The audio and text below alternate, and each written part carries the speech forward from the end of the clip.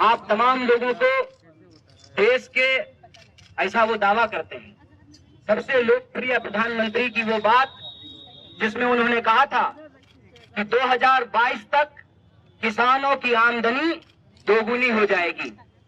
आमदनी दोगुनी होने की बात छोड़ दीजिए, किसानों को ऐसा महसूस होने लगा है कि पहले इस देश में नारा लगता था जय जवान जय किसान, और यह सरकार जियो जवान और जियो किसान करना चाहती है। किसानों को ऐसा लगने लगा है कि उनकी फसल के दाम को दुगना नहीं किया जाएगा, बल्कि उनको अपने ही खेतों पर मजदूर बना दिया जाएगा। मजबूर किसान को ये बड़े बड़े धन्ना सेठों के हाथ मजबूर बना देने की साजिश रच रहे हैं। मैं लंबी चौड़ी बात नहीं करूंगा। इस बिल के संबंध में जो झूठ बोला जा रहा है और ये कहा जा रहा है किसानों को भड़काया गया है, उस संबंध में अपनी कुछ बात कहना चाहता हूँ। सबसे पहले, किसान को कोई भड़का नहीं सकता है। किसान अपने खेतों में बखूबी बैलों को काबू करना जानते हैं, और मैं सरकार साहब से ये कहना चाहता हूँ कि जो किसान भड़के हुए बैल को काबू कर सकते हैं, वो भड़की हुई सरकार को भी काबू में लाना जानते हैं, उनको कोई भड़का नहीं सकता है। दूसरी बात ये कहते हैं कि हम किसानों के फायदे के लिए कानून लेकर के आए हैं। मुझे एक बात बताइए, हिंदुस्तान के इतिहास में ये पहली बार हो रहा है कि ये किसानों के फायदे के लिए बिल लाए हैं। किसानों को ये भला करना चाहते हैं, लेकिन किसान चाहते हैं कि ये भलाई हमको ना मिले। ऐसा क्यों हो रहा है? ऐसा इसलिए हो रहा है कि बड़े पैमाने पे झूठ बोली गई है, बड़ा पैमाने पे प्रोपेगेंडा फैलाया गया है। सबसे पहले इन्होंने कहा कि सिर्फ पंजाब के किसान ही क्यों विरोध कर रहे हैं। बिहार में 2006 में जब बाजार समिति को समाप्त किया गया तो यही बात कही गई थी कि बाजार समिति समाप्त हो जाएगा, बाजार समिति में जो करप्शन होता है वो करप्शन समाप्त हो जाएगा और किसानों की आय दोगुनी हो जाएगी। आज बिहार के किसानों की क्या हालत है, उस पर एक घुमंतु पत्रकार है पुष्पमित्र जी, उन्होंने एक किताब लिखी है रुकतापुर। उसमें जाकर के देखिए कि 2006 में जो बाजार समिति समाप्त की गई, उसके बाद किसानों के फसल का क्या हुआ है, उनकी आमदनी का क्या हुआ है। ये इतना बड़ा झूठ बोला गया है।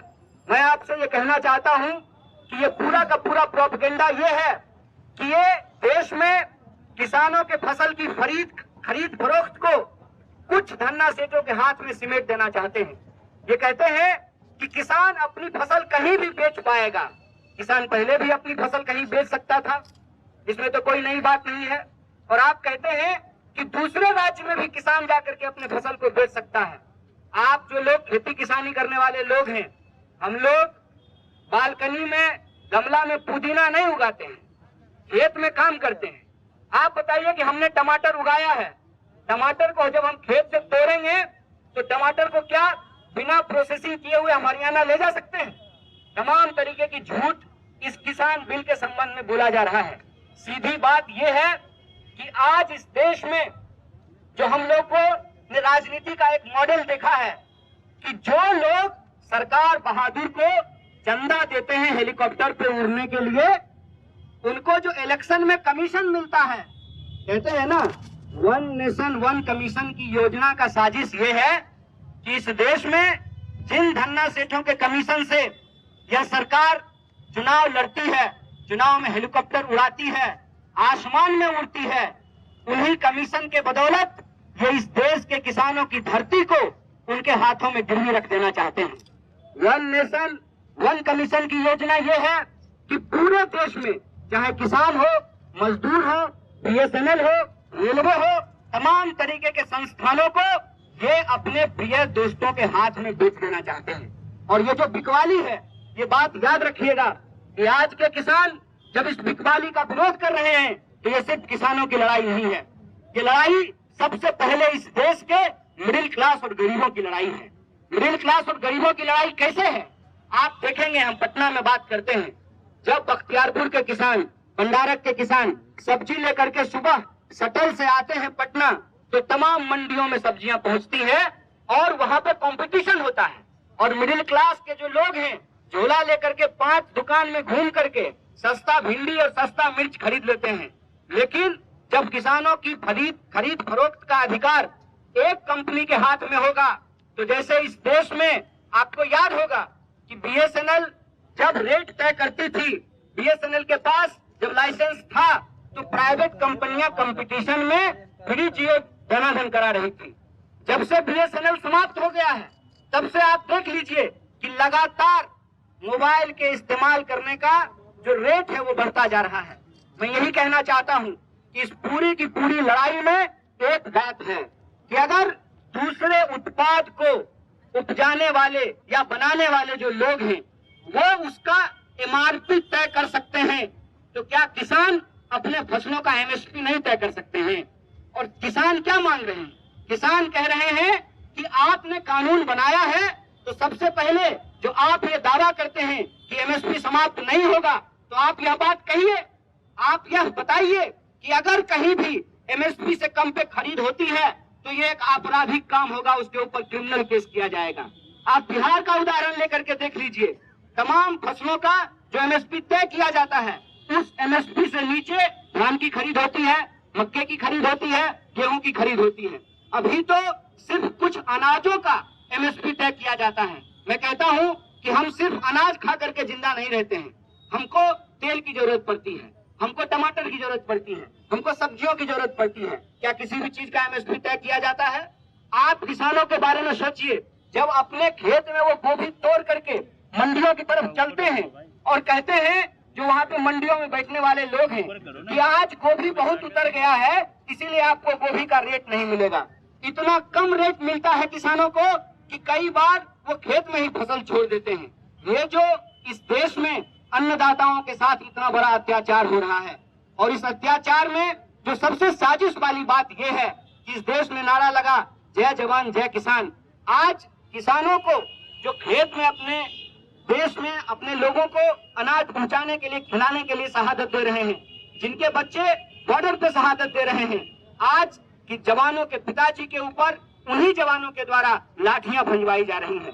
तो जय जवान जय किसान का जो ये नारा है, इसको अगर हम मुकम्मल करना चाहते हैं, इसको अगर हम पुख्ता करना चाहते हैं, तो एक बात हमको समझना पड़ेगा कि ओवरऑल पूरी संपूर्णता में जब आप इस लड़ाई को देखेंगे, जैसा कि पूर्व के वक्ताओं ने आपको कहा कि मजदूर अपने हक के लिए लड़ रहे हैं, नौजवान अपने हक के लिए लड़ रहे हैं, विद्यार्थी अपने हक के लिए लड़ रहे हैं, किसान अपने हक के लिए लड़ रहे हैं। दरअसल ये लड़ाई अलग अलग नहीं है, ये लड़ाई इस देश में जमहूरियत को बचाने की लड़ाई है। ये लड़ाई इस देश में को कुछ धन्ना सेठों के हाथ बिकने से बचाने की लड़ाई है।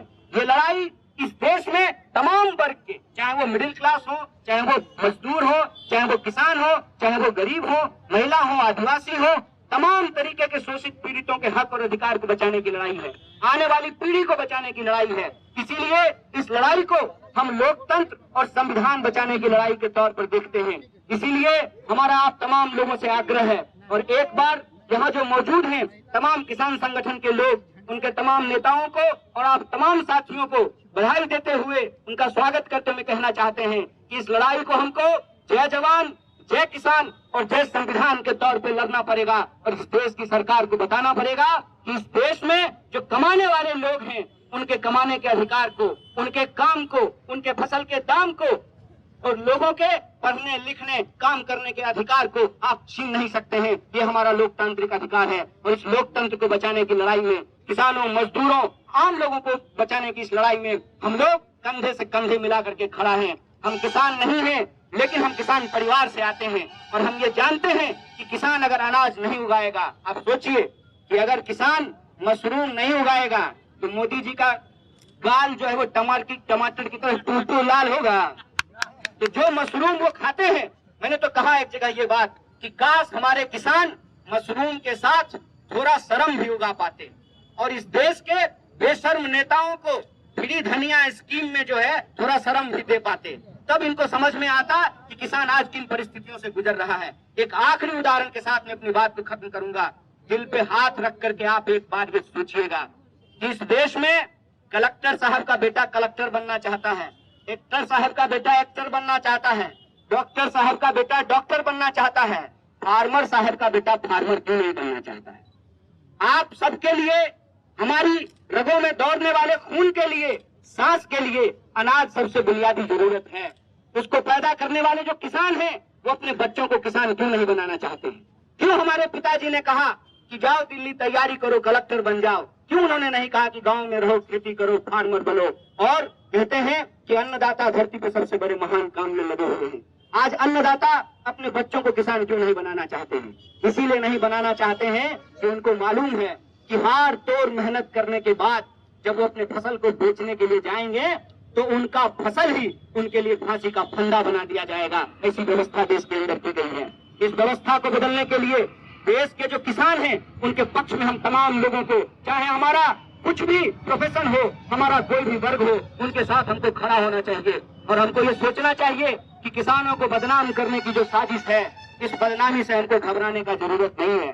और एक उदाहरण आप लोग जानते हैं कि जब किसी विधवा की जमीन कब्जा करना हो तो सबसे पहले उसका चरित्र हरण किया जाता है, सबसे पहले उसको क्राइम होने का आरोप लगाया जाता है।